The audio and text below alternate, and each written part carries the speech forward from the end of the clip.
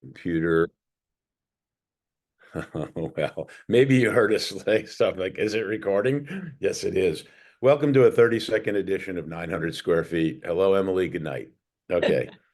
We, we are coming to you from our respective hotel rooms in Louisville, Kentucky. It's the Saturday before the Sunday final. And to say that we're on fumes would be an understatement. So even before the fifth set started on Thursday night, between Penn State and Nebraska at 12:18 a.m. Eastern, which at least was good time on the West Coast. So they got to people tuning in got an incredible fourth and fifth set, if that's what happened. Well, I good for them. Yeah, I texted Emily a couple of points into the third set, and I said, I know this is highly unlikely, but in this year of the reverse sweep, doesn't it make sense? And we both laughed like, ha ha. I And shut it down so fast. I was like, there's just no way. With how the second set went, I was like, I know that you've been saying this all year in these moments, but I was like, there's just no chance. the there's no way to statistically prove it unless you just went back and researched it. But I maintain that this year there were more reverse sweeps by like threefold, fourfold, fivefold than any Yeah. year in history. There were days when I wrote the roundup where I said there were no reverse sweeps today because it was that big of a deal Yeah. to say that there were no reverse sweeps. And so for it to happen, but if I had told you before Thursday's semifinals, so Louisville's going to go to the national championship on a kill by Peyton Peterson, who will have come in a starring role. And then Penn State was going to reverse sweep Nebraska. You'd had to be committed, you know? Insane. Yes. It's I think I saw a stat. It was like Penn State at one point, we'll obviously go through the matches, but later in the third set or in the fourth set, it was like 22-16 Nebraska. And Penn State it was like a 0.4% chance of winning that match. 0.4% chance. That is crazy. Well, let's go in reverse order because Penn State was just so studly. Yeah. Jess Mruzek, at what she did at the end of that match, as she had done at the end of some other matches. I mean, there are people who are ballers, and then there are people who are ballers and gamers. Yeah. And Jess was just magnificent. And then how about the continued improvement of Caroline Juravicius? Yeah. Just a big, strong kid. That's the one thing about all of these teams. These are such big, strong kids. Yeah. But I mean, Juravicius she was vicious. Thank you very much. And Hannah so clutch when you need her to be. Yeah. And another freshman setter, Izzy Stark, leads her team into the national final, you know? Yeah. I mean, their performance was jaw-dropping, insane, all of the words. I don't think anyone could have predicted that, especially based on how the second set went. Every other set was within 2 points. That second set was 25-18. It wasn't particularly close.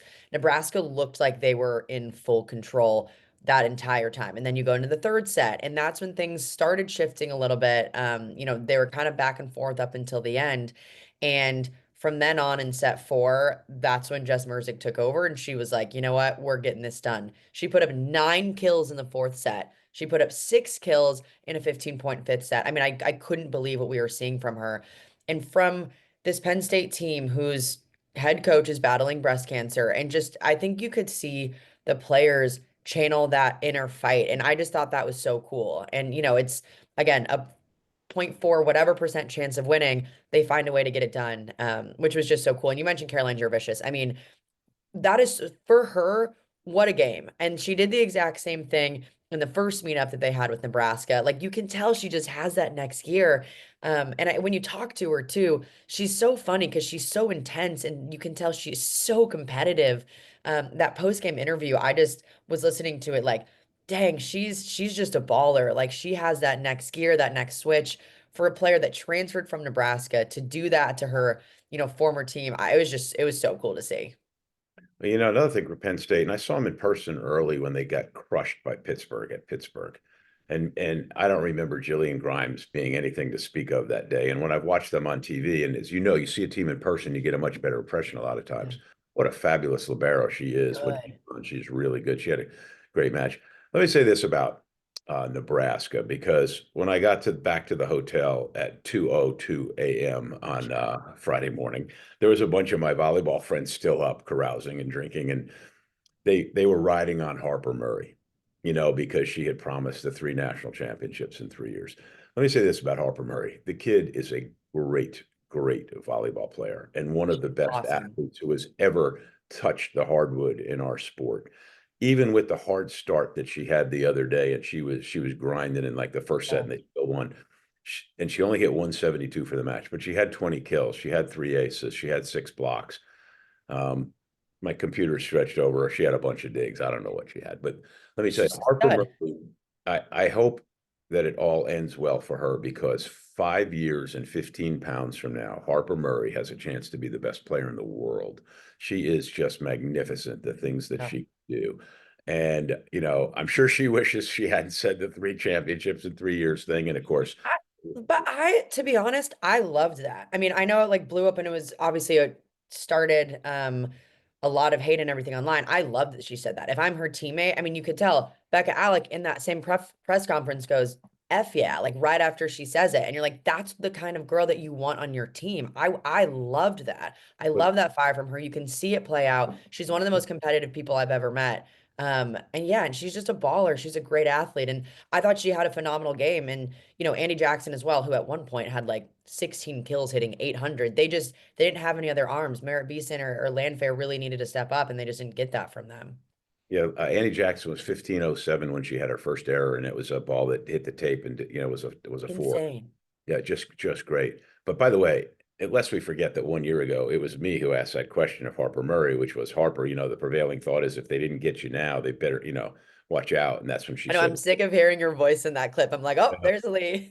yeah, Lee Feinswog, TikTok star. But anyway, so that was a really good Nebraska team. All year long we had, Yeah, we all agreed, no matter whether they were one or two, that it was Pitt and Nebraska, and what a great season. yeah. And somebody suggests to me that going into the semifinals, that 3 of the 4 coaches will not be in their jobs next year. And the suggestion that that person was making was that Fisher will become the Olympic coach, which I've heard from back channels is not true, but I still hope so.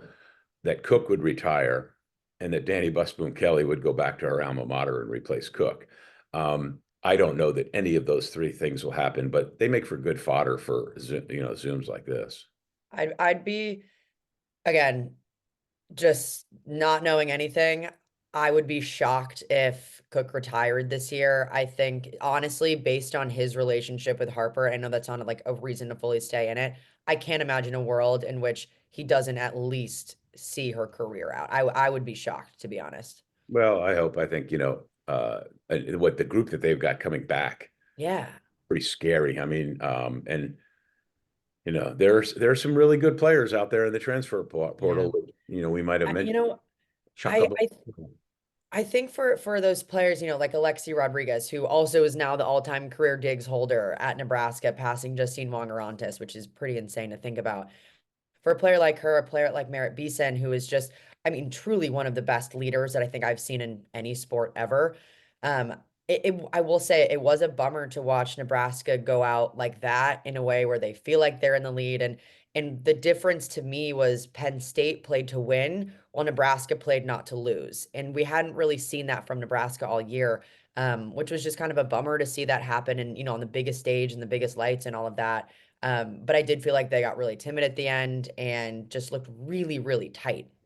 You texted that to me in the fourth set, and we our seats are not near each other because Emily is doing the ESPN between game show, and I'm on the other side of the arena. But you said Nebraska. It feels like Nebraska's playing not to lose. Yeah.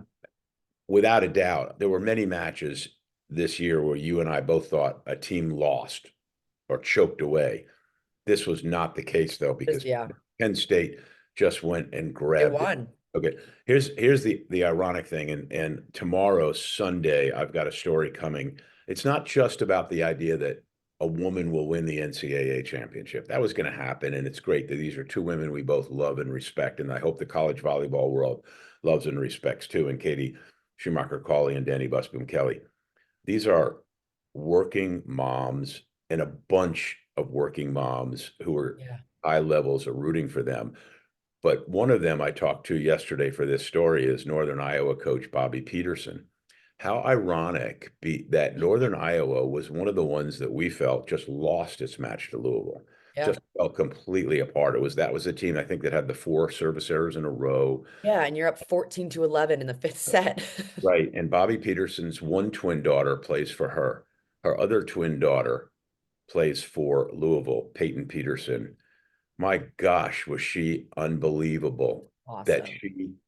Anna DeBeer went down with the injury. And yesterday, she was at the All-American banquet, the second teamer. She's wearing a dress, a sneaker, and a boot.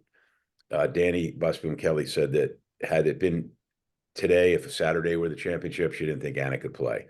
But with Wow. a severely sprained ankle and modern chemistry and the intense treatments that we can do, I would imagine. I mean, she's the kind of kid where if it wasn't a bone sticking out with blood dripping, she'll play. I think that she actually probably would play, but they wouldn't allow her to play because of the blood. Right. So Yeah, right, exactly. So, but anyway, to the point is that had Northern Iowa not lost to Louisville, Louisville would not have been in that situation where Anna DeVere got hurt and Peyton Peterson, her daughter, comes in and has to have had the greatest moment of her parental athletic career yeah. because not only does the kid first get a kill, then she gets, I mean, and out of the back row, she had Yep. the kill. She has back-to-back aces at around 8 and 9, has some great digs, and then the match-winning kill. Are you kidding me?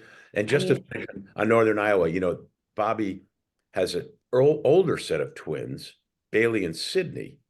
And Bailey played for her, and Sydney played for Texas, and then transferred and finished at Northern Iowa. 2 sets of twin girls. That's all.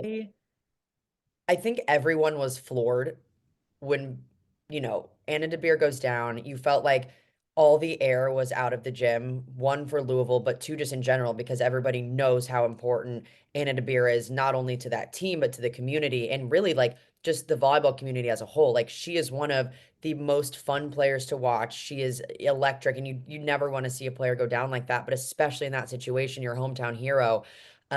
I could not believe how it affected Pitt more than Louisville. I mean, in a way that from that moment on, Pitt played tense, and you could tell there was just a shift in them where Louisville was like, all right, we're winning this for Anna. And you could tell every swing had a little bit more, every dig felt a little bit heavier. It was incredible. And Peyton Peterson steps in. She has 4 swings, 2 kills on them, no errors. She steps in. There was a rally where she had like 3 different digs in that rally alone and puts down the kill. And I think everyone was like, oh, it was pretty early on, right when she came in, and it was like, Louisville's gonna do this. Like Just do you could nothing. tell they had all the energy. It was so cool to see. Yeah. No, and the other X factor, and we pointed this out after Louisville beat Stanford, how badly Sophia Maldonado Diaz played against Stanford in their 2 Pac-12 matches last year. And then she was big time.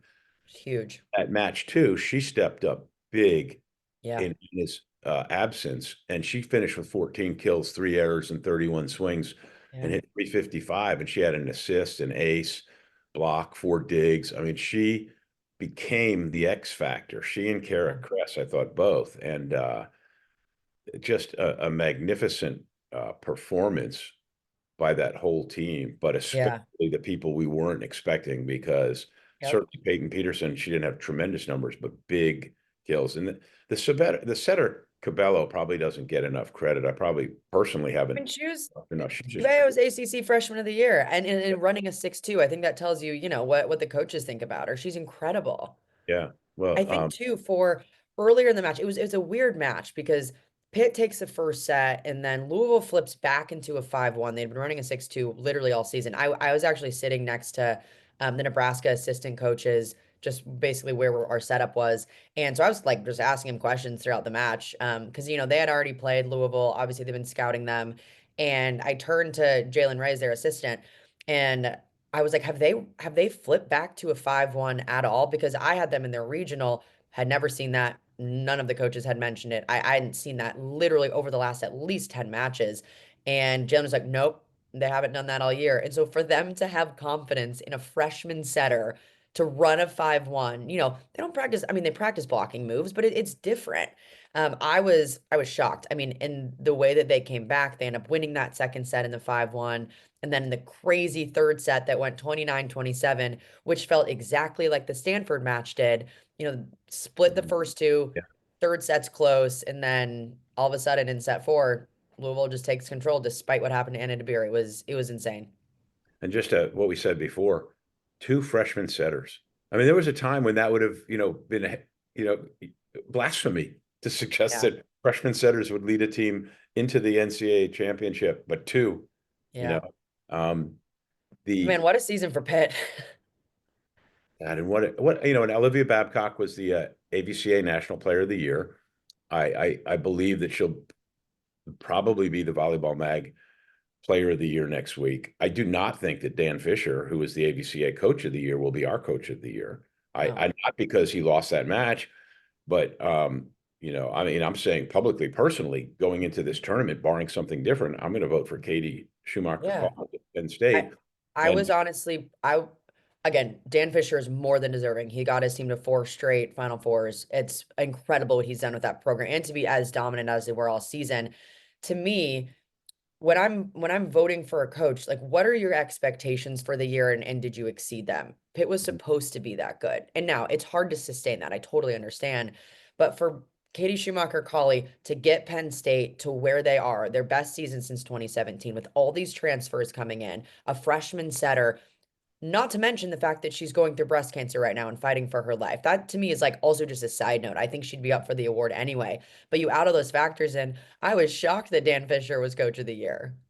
oh, me too. And you know, uh, yeah, Yeah. yeah. And now it's like, well, okay, of course, she's in the Well, national I know what I was going championship. to say about So Dan. And again, this goes back to the first sentence, which is I'm so tired. I'm like Curly and the Three Stooges. I tried to think, but nothing happened. But yeah, um, Dan, you mentioned, it's her fourth national semifinals in a row, but it's not a lifetime achievement award, the coach of the year. It's coach yeah, of the year, not the coach of the 4 year. of the year. Yeah, and what a wonderful season for them. I mean, Yeah. there are a lot of players on that team who we're going to see many years from now. Excuse me. Not the Yeah. least of which I certainly expect Olivia Babcock and Tori Stafford will be Olympians, maybe not in 28, but certainly by 32. They're both that good.